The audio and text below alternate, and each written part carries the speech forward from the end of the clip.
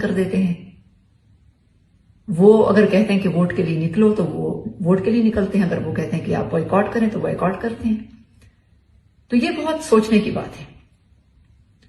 اور حقیقت یہ ہے کہ جو اردو سپیکنگ لوگ ہیں کراچی کے، ہمارے بہن بھائی جن کو مہاجر کہا جاتا ہے، اور مہاجر اس لیے کہا جاتا ہے کیونکہ انہوں نے پاکستان کے لیے بہت قربانیاں دیں ہجرت کر کے. ہندوستان سے انہوں نے باقاعدہ ہجرت کی، راستے میں ان کی لاشیں گرائی گئیں. بہت ساری جو ہماری اردو سپیکنگ خواتین ہیں ان کی بے حرمتی کی گئی.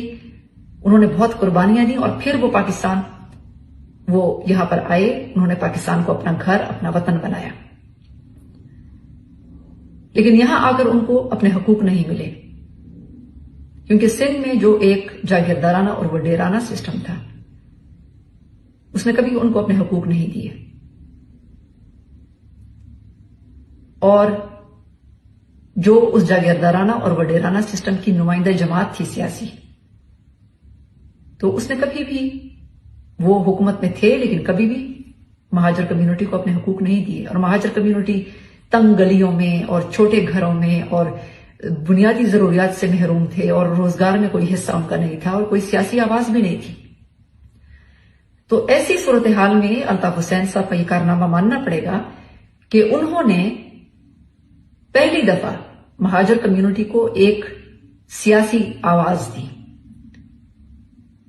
اور ان کو سندھ اور پاکستان کے اقتدار کے ایوانوں تک پہنچایا، ان کو اپنے حقوق دلوائے.